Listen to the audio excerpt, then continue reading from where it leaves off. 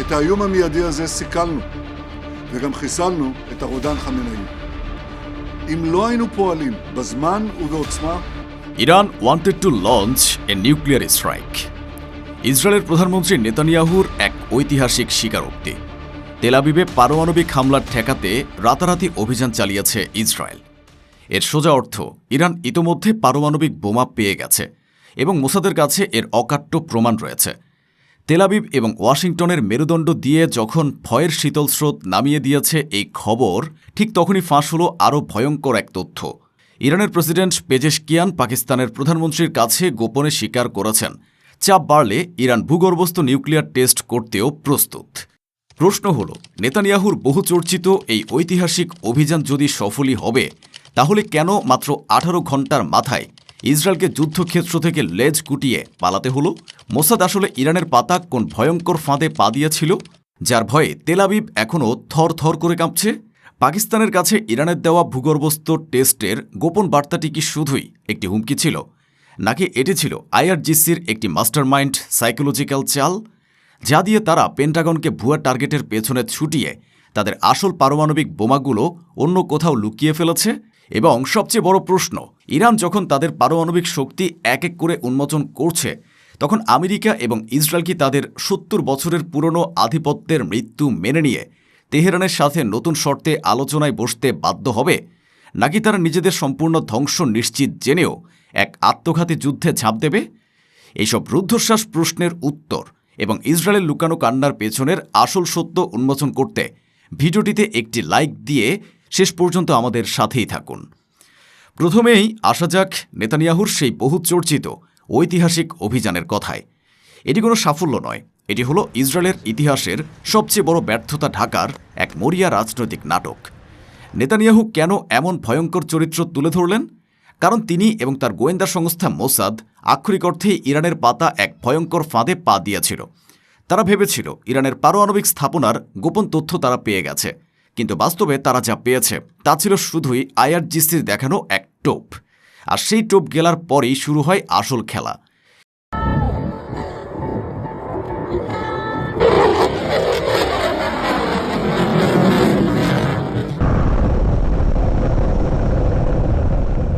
Israeli বিমান বাহিনী যখন সেই ভুয়া টার্গেটে হামলা করতে ঢোকে, ঠিক তখনই মোসাদের কাছে এক ভয়ঙ্কর বার্তা পৌঁছায়। তারা যে স্থাপনায় হামলা চালাচ্ছে সেটি আসল পারমাণবিক বোমা রাখার জায়গা নয়। আসল বোমাগুলো সম্পূর্ণ অন্য কোথাও থেকে ইসরায়েলের দিকে তাক করা আছে। যুদ্ধ যদি আর 1 ঘণ্টাও চলে, তাহলে তেল আবিব এবং হাইফার মতো শহরগুলো এক নিমিষে মানচিত্র থেকে মুছে যাবে। এই বার্তা পাওয়ার পরই ইসরায়েলি জেনারেলদের কলিজা শুকিয়ে যায়। তাদের সামনে তখন আর কোনো পথ খোলা ছিল না।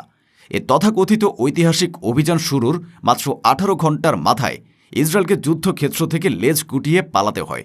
এটি কোনো কৌশলগত পশ্চাৎপসরণ ছিল না, এটি ছিল নিশ্চিত পারমাণবিক বিনাশের মুখ থেকে কোনো মতে প্রাণ নিয়ে পালিয়ে আসা। কিন্তু ইরান এখানেই থেমে থাকেনি, তারা খেলেছে এক মাস্টারমাইন্ড সাইকোলজিক্যাল গেম। ইরানের প্রেসিডেন্ট পেজেশকিয়ান পাকিস্তানের প্রধানমন্ত্রীর কাছে যে ভূগর্ভস্থ টেস্টের গোপন বার্তাটি দিয়েছেন, তা ছিল আইআরজিসির এক নিখুঁত মনস্তাত্ত্বিক চাল। এ বার্তার দুটি উদ্দেশ্য ছিল।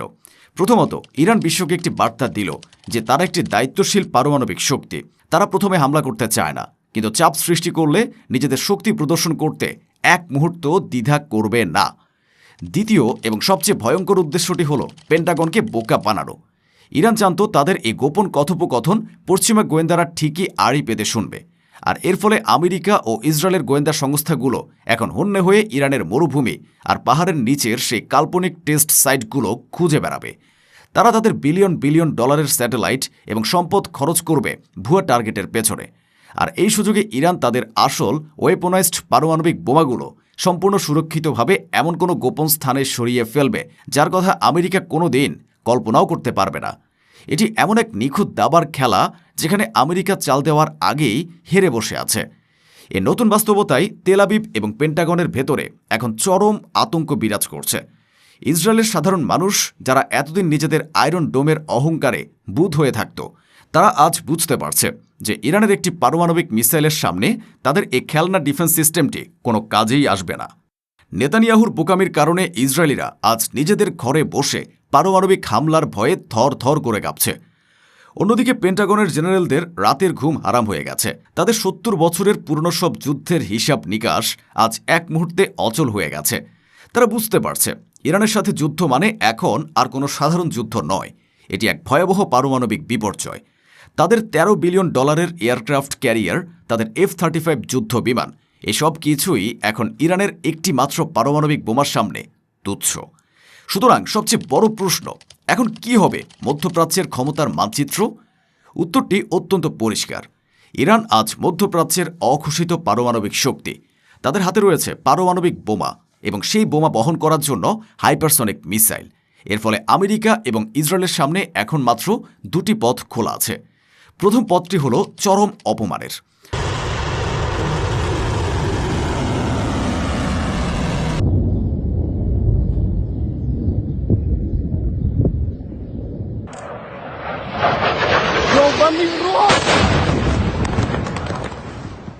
তাদের ইরানের এই নতুন শক্তিকে মেনে নিতে হবে। তাদের ৭০ বছরের পুরনো আধিপত্যের মৃত্যু স্বীকার করে তেহরানের সাথে নতুন শর্তে আলোচনায় বসতে হবে। অর্থাৎ এতদিন তারা ইরানকে যে চোখে দেখত, আজ তাদের সেই চোখে চোখ রেখে কথা বলতে হবে। আর দ্বিতীয় পথটি হল সম্পূর্ণ আত্মহত্যার।